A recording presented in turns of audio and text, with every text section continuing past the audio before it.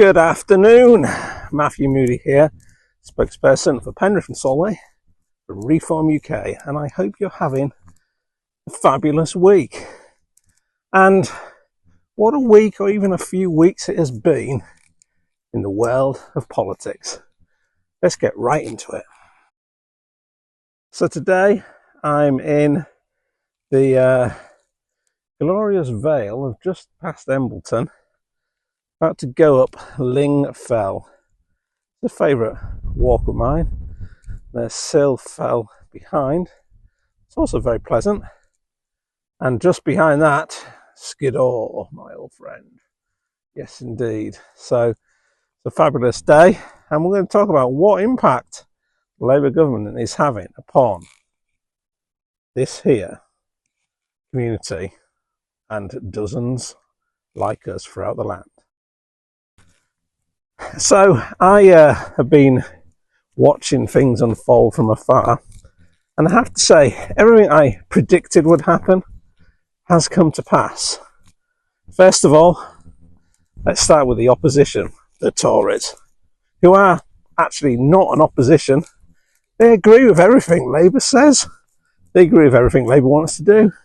They literally just rolled over and died. PMQs now is just a parody. It's almost like one of those spitting images, caricatures. That's not even a word, is it? Well, it's almost like a comedy right now, where she stands up and says, "Oh yes, I agree with you, right, on the blah blah blah," and then Keir is just not challenged by anybody, apart from obviously ReformUK MPs, who have been asking a lot of pointed questions in Parliament, but we'll get onto that in just a moment. So yes, the opposition, the Conservative Party, they're no opposition. They're exactly what we said they were from the beginning of the campaign. They're just two sides of the same grubby little coin, and they're not really interested in what they can do for me and you. They're just interested in what they can do for themselves. Now, as to Labour, well, where do we start? Where do we start indeed? I mean, effectively, in less than a month of taking office, they've won. Basically broken most of their manifesto pledges. So they're going to release 40,000 extra prisoners onto the streets, scrap the winter fuel payments for pensioners. They have effectively let about 3,000 additional illegal immigrants in, although now they've been reframed irregular migration. What a glorious little title that is. What a load of made-up nonsense from the establishment, the elites and civil service, who, frankly, I have the utter disdain for right now in terms of the whitewash they're trying to pull over the great British public. It's utterly outrageous. But anyhow, I do digress. So they've also, in the first month, essentially stampede through and got rid of the Higher Education Act bill, which would effectively have allowed freedom of speech in higher education. They've got rid of it. So effectively no professor, no university lecturer, not even students now, allowed to challenge the narrative that the university wants, or indeed the government. So we no longer live in a free country, although I'm sure many of my fellow ReformUK supporters would know that anyhow, given what we've seen going on. And then, to top it all, we've had stabbing after stabbing after stabbing. And apparently, according to Keir Starmer, it's all down to the far right. Well, I'm sorry, Keir, I've not heard so much utter poppycock and codswallop since the last time I watched Fawlty Towers on whatever channel it was on, who just talk utter garbage. Far right have been stabbing people. No, they haven't. Get your facts right, my friend. They haven't. Now, as to who's been stabbing people and why, that's another question for another day, and for people to perhaps argue more eloquently than I perhaps can at this stage. But ultimately, we cannot be living in a society where we are not free to be able to live our lives without fear have been attacked in the streets by crazy people. And these people are crazy. I'm sorry, they are. Back in the day, when my father was a policeman, you had any of this nonsense going on, you'd be locked up and the full weight of the law would be put against you. And you'd have probably police out and about in that area, stopping people, searching people, and ensuring that they do not and are not carrying knives.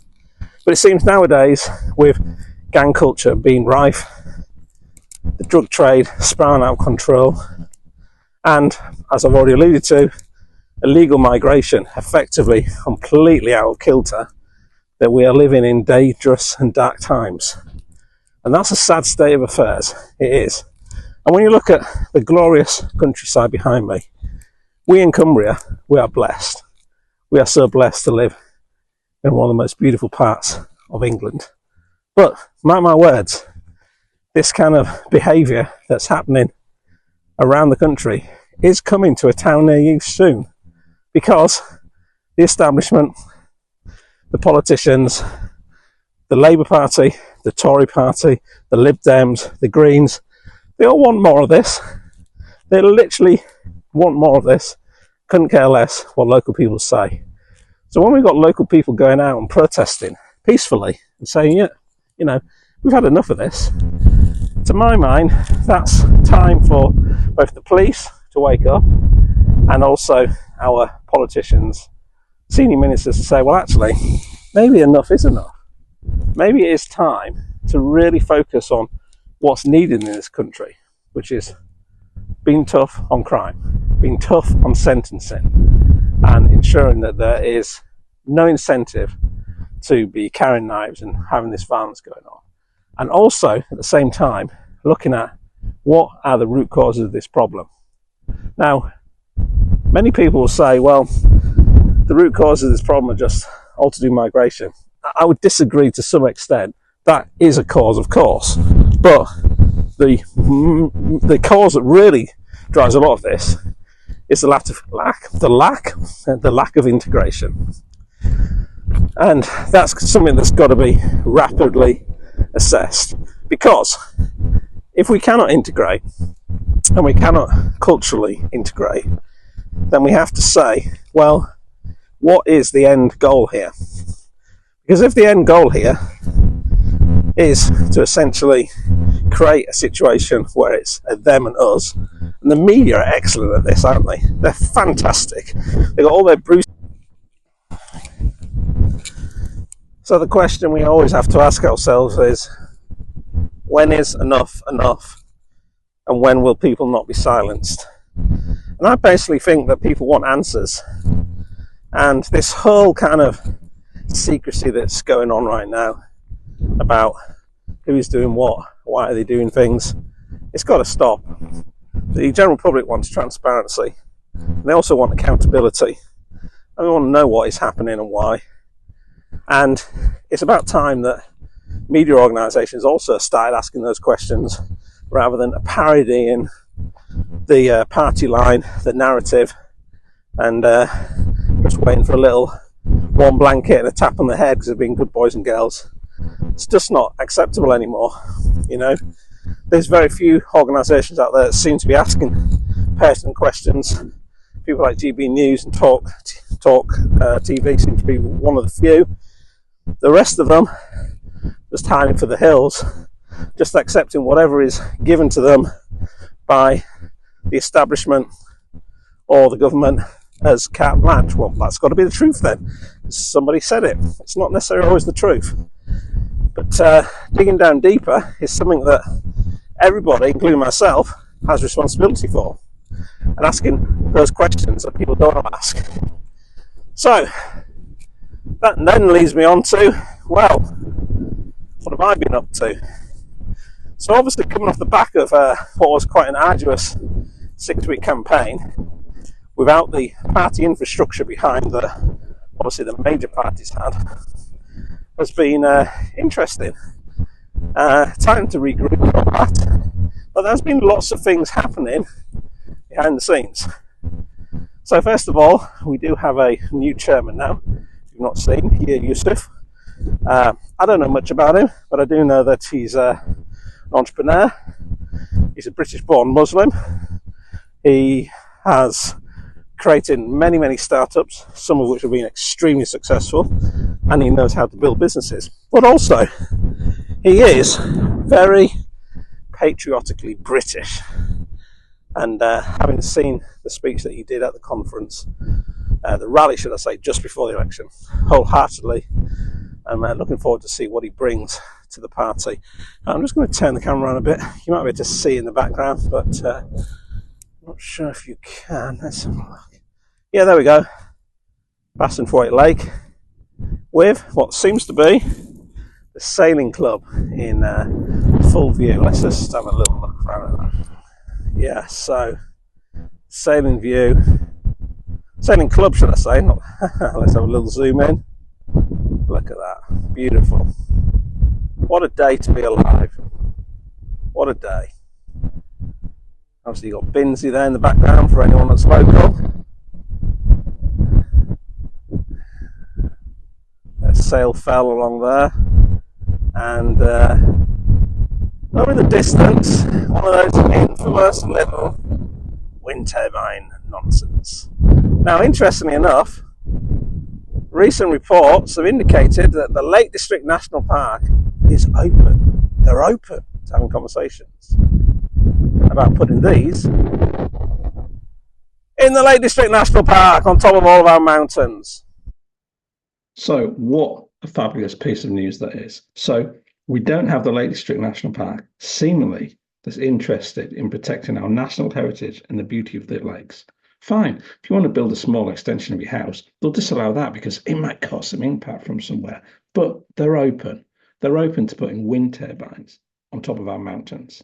I mean, seriously, I have never heard so much bunkum in all my life.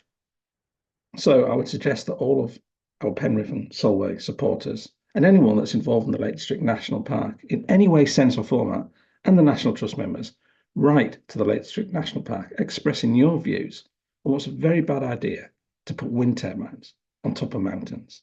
I mean, it makes no sense at all to me.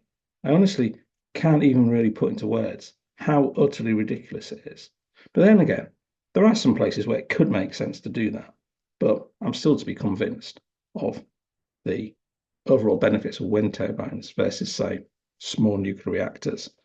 But of course, we know they're 10 years away from anything happening. And what's interesting about that is a joint letter that was issued about, 10, 15 days ago from all of the ReformUK Cumbrian spokespeople. So myself, Barry Morgan from Barrow and Furness, Dave Sertris, Whitehaven and Workington, James Townley, West Moreland and Lonsdale, and Stephen Ward from Carlisle. We sent a combined joint open letter to all of our current Cumbrian MPs, which, I mean, I'm still in shock that 4 of our 5 MPs are Labour in a predominantly rural agricultural farming community that Labour know next to nothing about whatsoever. But there we go. So we sent them a letter expressing our disappointment in the closure of the West Cumbrian coal mine, because in essence, it is not going to happen. What's happening right now, for those that don't know, is there is a High Court challenge being issued by Friends of the Earth and another organisation called South Lakes Against Climate Change or anything in particular. I'm not really sure what their title is, but they've effectively taken action against the coal mines. They've got a High Court challenge in place and the government is due to defend that action.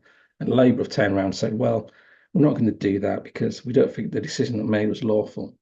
So yet again, in the space of a month, less than a month after the election, all of our Cumbrian MPs turned their back on the coal mine and said, yeah, we can't do that. We're going to get loads of green energy jobs. Well, where are you going to get green energy jobs from? In Cumbria, exactly. 3/4 of it is a national park. So what, you're going to cover it in solar and turbines? That would be lovely. But guess what? None of them are made here. I mean, seriously, are you stupid? They're not made here. They're made in China. We outsourced everything. So, I don't know. It just won't be a national park anymore, will it, if they're just going to put wind turbines everywhere? So, yeah, you've got Whitehaven and Workington, prime industrial centres. They could have had 500 extra jobs in the coal mine and another 1,500 in the supply chain. That's gone. You've got Barrow and Furness, obviously still making subs, ships and stuff. We've got nothing else. Down there, steel's ground to a halt. Coal mine could have created so many jobs. And yes, that coal was not going to be used in burning power stations. It was going to be used for making steel. Well, guess what? Because of the net zero madness brought on by both Conservative and Labour governments, we don't actually have any steel-making facilities in this country more. Not anything that's going to use that particular type of coke anyhow. We shipped it all off to China or India. I mean, seriously, you could not make up this utter nonsense.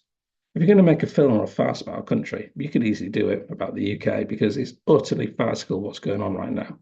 There is no joined up thinking whatsoever. So we sent a letter to all of these MPs. I sent it personally to my new MP, Marcus Campbell-Saviours. No response. Zero, zilch, nada. Sent it out to all media outlets. No response. Zero, zilch, nada. Tried to share it on some Facebook groups. Was blocked from some of them. So it's interesting because the politicians don't care. The media don't care. Who does care? 500 jobs gone just like that. They could have been in place by the end of the year, but now we have to pander to little lobbying groups funded no doubt by green billionaires who want to make loads of money from wind turbines and solar power. They don't want us to have a coal mine. Now, bearing in mind what's going on with the rest of the world, we produce less than 1% of carbon dioxides globally. I think we can have a coal mine or two. And I think Cumbrians deserve to have something where actually they can earn, I think, pretty much double the average wages in Cumbria while working at the coal mine. And I think people would certainly be interested in that. There's also meant to be a large number of apprenticeships being created. And I'm shocked, just shocked by the decision. I'm not surprised, but I'm shocked. And as of today, no response. Now, in terms of what else is going on in Cumbria, well, kind of normal stuff, really. I mean, so many things going on a day-to-day basis. Papers, they don't really report on anything big or anything because they're just mouthpieces, aren't they, really, for either their Labour or Tory owners. And it was very clear to me from the beginning of the campaign that unless you had a little red logo going on, you were very unlikely to get any press attention. And you know, it's sad. It's sad there is no discourse or debates on these subjects. Let's take Penrith as an example. Massive issues in Penrith still, huge issues with the odour. And, you know, I understand that some of the founders behind Fresh Air for Penrith, the Community Action Group, have been taken to court now because they keep moaning about the odour in the air. Now, given that there were about 3,000 plus complaints to Environmental Agency last year, this year alone there's been over 500, you would think, wouldn't you, that something would happen. But no, no one's interested and no one cares. The council don't seem to care. They're going through some statutory review to see whether it created a nuisance to people, but it's just nonsensical. And the media reported on a couple of bits, but they don't seem to be interested in doing any actual investigative reporting. You know, back in the day, I always thought journalists were someone that went out there and did some investigation into things and reported on facts and opinions and got insight from people, but it doesn't seem to be that way anymore. They just report on things in their own little biased way.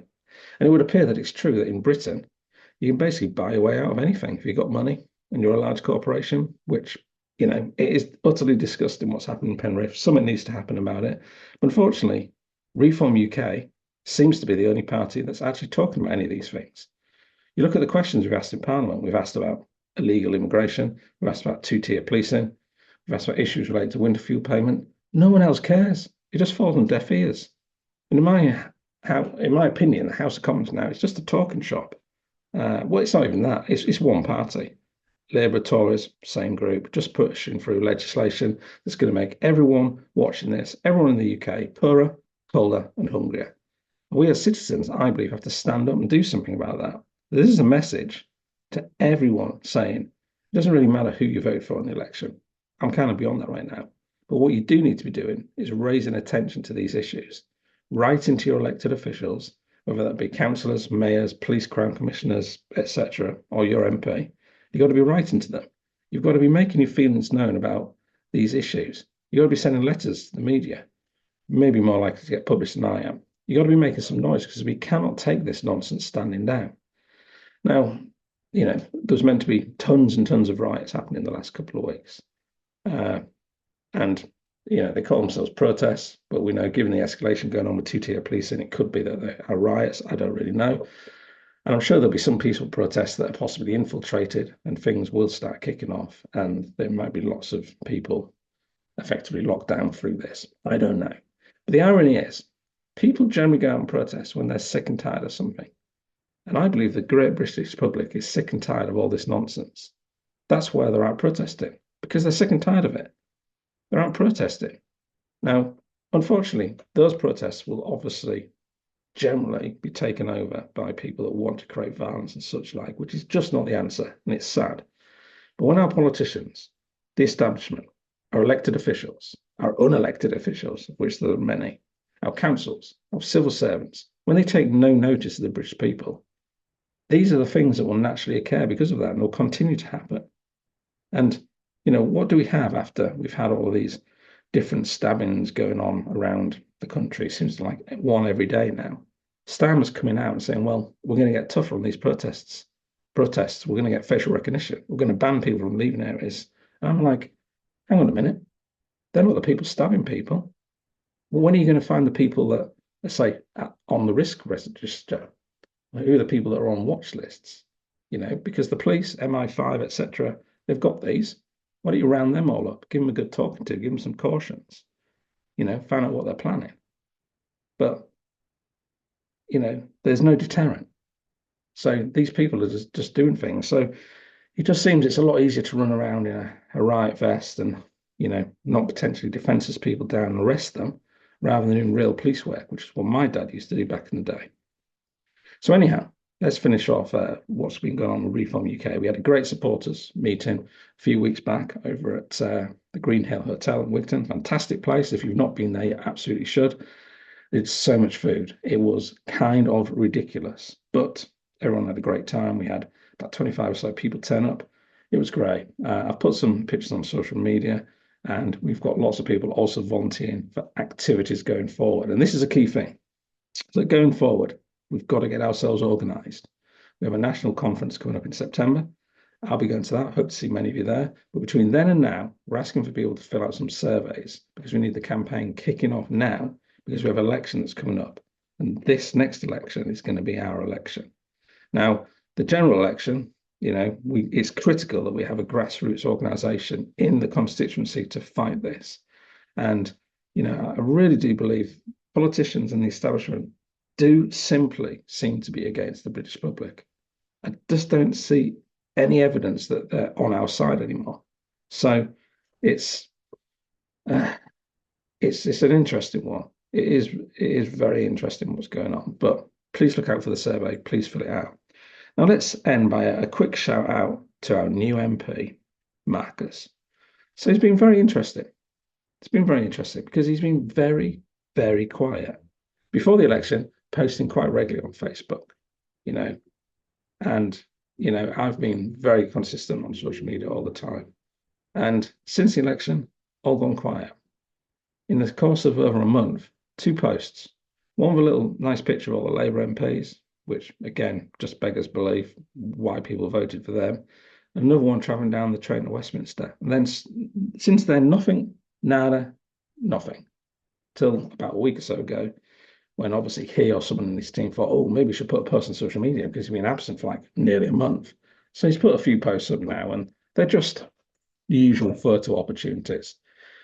Because I have to say, having emailed him over, 15 days or so ago, I've not even received an acknowledgement of my email. And I've emailed him as both a Reform spokesperson and a constituent, haven't seen anything.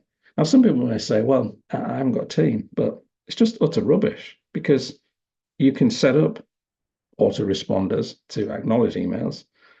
You can set up a system to kind of manage them on your own. And I don't have a team.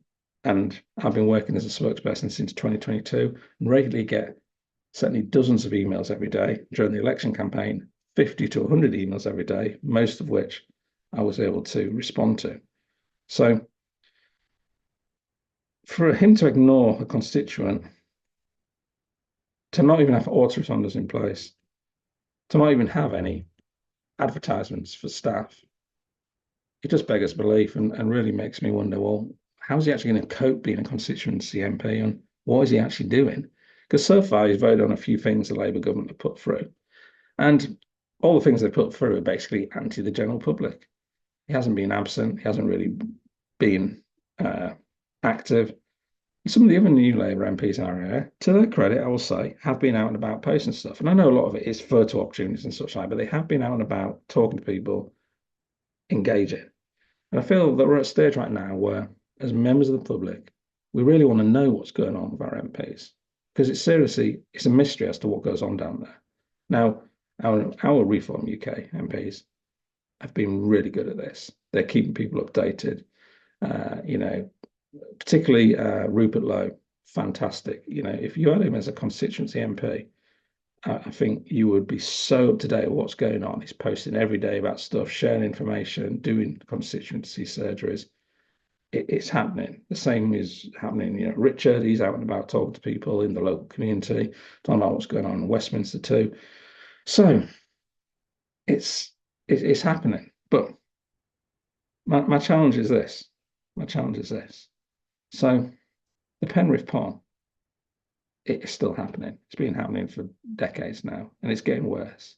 So my challenge to you is, if you're serious and you really want to get going with this, then you need to meet with Fresh Air for Penrith. This is to Marcus. You need to meet with them and you need to engage. The second thing is, you know, we need an MP who's actually on the side of our local constituents. And I have to say, losing 500 jobs just like that in the Whitehampton and Workington area, which also impacts Penrith and Solway, is a major disaster for the local economy because those jobs would have driven people here. It would have enabled additional people in the supply chain, 1,500 plus. It would improve the local economy because we'll have local people earning more. We'll also have people coming from outside the area too. We'll have more demand for retail services, service businesses, pubs, hospitality, etc., year round, not just in the summer months. So it's really easy to get complacent about living in Cumbria, and it is an amazing place. But we really need to be focused on how we build our local infrastructure. We really need to build these jobs. And the Labour government keeps saying, "Oh, we're going to build green jobs. We're going to build 650,000 of these green jobs." Well, what are these green jobs? Until I see the proof of them, I just say it's bunkum, nonsense, and poppycock. Show me exactly what those jobs are doing, and I'll call you out on it, because I just don't believe them. But I do believe in fresh air for Penrith, and I think that our local MP Marcus should be engaging with them and not ignoring them, which is what they're doing. But let's face it, we have very little manufacturing. We have issues generally across the country with tradesmen. We have, lack of plumbers, electricians, tradespeople. So we have issues there. So where are these green jobs going to come from? If they're all going to be installers, we don't need 650,000 installers. And to be honest, given some of the cowboys out there that are installing some of these things, I think we need to be very careful about encouraging more people to install substandard products. Because, these things will happen. Okay, so let's just finish up then by talking about where to go from here. So Reform UK will be setting up branches, constituency offices, that type of thing in the future. If that's something you would like to get involved in, please do contact me. You can get in contact with me via Facebook, X, Instagram, etc. And I'd be very happy to talk to you. Just search for Reform UK, Penrith and Solway. I'm sure it will come up. And let's start building an organisation together so that come the local and general elections, we have our team in place ready to go. And if you've got any comments or questions that you want me to answer, please do put them below in the comments. I'm just making these videos at the moment more of a recap for myself, so I can see what has been happening and what's been going on, but also so I can share information and thoughts and opinions with you, and anything that you'd like me to cover or go and look into, I'd be very happy to do. So please do comment below. Please also do like the video and share it with friends, because that really helps the YouTube algorithm to understand who best to show this to. And for now, hope you have a brilliant day. Enjoy the sun whilst it lasts, and I'll speak to you very soon. All right. Thank you very much for watching yet once again. See you later. Bye bye.